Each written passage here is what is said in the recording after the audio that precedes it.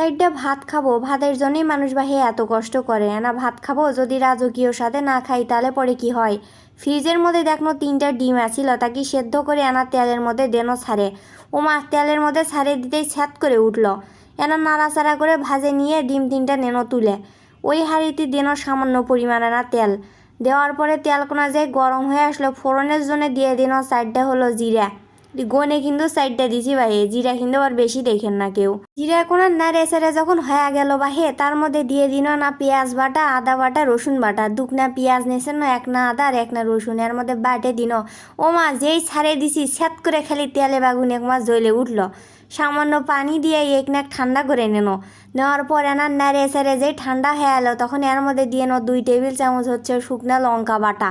এটা কিন্তু ভাই বাটা দিছি, কেউ আবার ভাইবেন না যে গুড়ের মধ্যে পানি ঢেলে দিছি। তারপর দিয়ে দিন না জিরার গুঁড়া, এনা দিন হলুদের গুঁড়া, এনা দিন ধনের গুঁড়া, এনা গরম মশলা সামান্য পরিমাণ দিয়ে দিন না লবণ দিয়ে নেড়ে সেড়ে এটা মিশে নেনো। যখন মশলাটার সাথে ভালোভাবে সব কিছু মেশা হয়ে গেল, তখনই এক বাটি পানি দিন এর মধ্যে ঢালে, কারণ এটা সিটে খালি আমার গাওয়াত আসে লাগিচ্ছিল। তারপর 2 টেবিল চামচ এটি টক দই না ফেটে থুছি না তাকে দেনো ওর মধ্যে না স্বাদ হওয়ার জন্যে। তারপর পানি দিয়ে আগে মশলাকোনা ভালো করে সেদ্ধ করে নিন।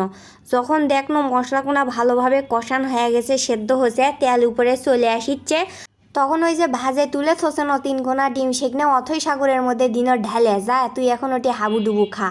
তারপরে নাড়ে সেড়ে এটা ঢাকনা দিয়ে ঢাকে আমি আনা করবো আনতে নেবো।